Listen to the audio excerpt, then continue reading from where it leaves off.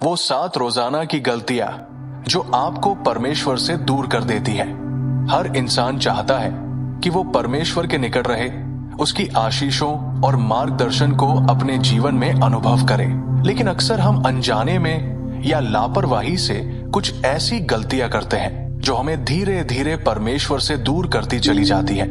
और जब तक हमें इसका एहसास होता है तब तक हम आत्मिक रूप से कमजोर, थके हुए और दिशाहीन हो चुके होते हैं। इसलिए आज हम उन 7 आम और खतरनाक आदतों की बात करेंगे जो रोजमर्रा की जिंदगी में हमारे साथ होती है, लेकिन उनका प्रभाव हमारे आत्मिक जीवन पर बहुत गहरा पड़ता है।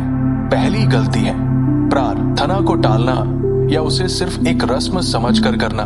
बहुत से लोग सुबह उठते ही मोबाइल उठाते हैं, लेकिन परमेश्वर को धन्यवाद देना भूल जाते हैं। रात को थके हुए होते हैं तो प्रार्थना छोड़ी जाती है या बस 2 शब्द कहकर सो जाते हैं, जबकि प्रार्थना हमारा आत्मिक ऑक्सीजन है।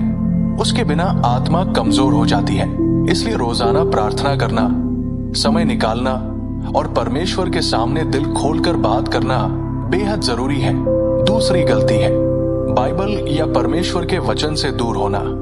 आजकल मनोरंजन, सोशल मीडिया और व्यस्तता के कारण लोग बाइबल को पढ़ना तो दूर, उसे छूते भी नहीं, जबकि बाइबल ही वो जीवित वचन है जो हमें आत्मिक रूप से पोषण देता है, हमारे पथ को प्रकाशित करता है और हमें सत्य में स्थिर करता है।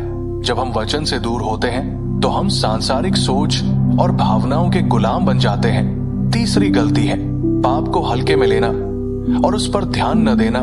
कुछ लोग सोचते हैं कि थोड़ा बहुत तो चलता है या सब करते हैं, लेकिन यही थोड़ा थोड़ा पाप धीरे धीरे आत्मा को सुन्न बना देता है और हम परमेश्वर की आवाज को पहचानना बंद कर देते हैं। जब हम पाप को नजरअंदाज करते हैं तो हम आत्मिक रूप से कठोर हो जाते हैं और पवित्र आत्मा हमसे दूर होने लगता है। चौथी गलती है संगति से दूर होना। आज के समय में बहुत लोग सोचते हैं कि मैं अकेले ही परमेश्वर को मानता हूँ, मुझे चर्च या मंडली की जरूरत नहीं।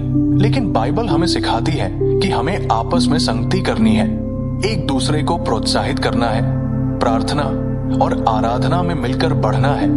मंडली से कट जाना यानी आत्मिक परिवार से अलग हो जाना। और जब हम अकेले होते हैं तो शैतान आसानी से हमें गिरा सकता है, ठीक वैसे ही जैसे अकेले भेड़ पर भेड़िया सबसे पहले हमला करता है। पांचवी गलती है झूठे या नकारात्मक विचारों को स्थान देना। शैतान रोज आपके मन में ऐसे विचार डालने की कोशिश करता है जैसे कि तू तो कुछ नहीं कर सकता, परमेश्वर तुझसे नाराज है, अब तेरी प्रार्थना नहीं सुनी जाएगी। और अगर आप इन विचारों को सच मान लेते हैं तो ये आपके आत्मविश्वास और परमेश्वर के साथ आपके रिश्ते को तोड़ने लगते हैं। इसलिए हर दिन अपने विचारों की छानबीन करें और बाइबल के अनुसार सोचें। छठवीं गलती है कृपा को सस्ता समझना। बहुत से लोग सोचते हैं कि परमेश्वर तो क्षमा करने वाला है, फिर चाहे जितना भी गलती कर लूं। लेकिन यह सोच आत्मिक पतन का द्वार है। परमेश्वर की कृपा कोई लाइसेंस नहीं है पाप करने का, बल्कि वो एक अवसर है सुधरने का। जब हम उसकी दया का दुरुपयोग करते हैं तो हम धीरे धीरे आत्मिक रूप से मरने लगते हैं और पवित्र आत्मा को दुख देते हैं। सातवीं और सबसे खतरनाक गलती है अपने दिल को कठोर करना। जब हम बार बार परमेश्वर की बुलाहट को अनसुना करते हैं, जब आत्मा की चुगली पर ध्यान नहीं देते, जब हम परमेश्वर की बातों को सुनकर भी जीवन में बदलाव नहीं लाते, तब हमारा दिल कठोर होता जाता है और ऐसा समय आता है जब हमें परमेश्वर की उपस्थिति का एहसास भी नहीं होता। इसलिए सबसे जरूरी है कि हम हर दिन आत्म परीक्षण करें, परमेश्वर के साथ अपने संबंध की गहराई को जांचें और हर उस आदत को त्यागें जो हमें उससे दूर ले जाती है। प्रार्थना, वचन, आत्मनिरीक्षण, संगति और आज्ञाकारिता के द्वारा ही हम एक जीवित और घनिष्ठ संबंध परमेश्वर के साथ बनाए रख सकते हैं। यही नहीं, जब हम इन बातों को गंभीरता से लेते हैं और प्रतिदिन परमेश्वर के समीप रहने की कोशिश करते हैं, तब वो भी हमारे समीप आता है। जैसा याकूब 4:8 में लिखा है, परमेश्वर के निकट जाओ, वो भी तुम्हारे निकट आएगा।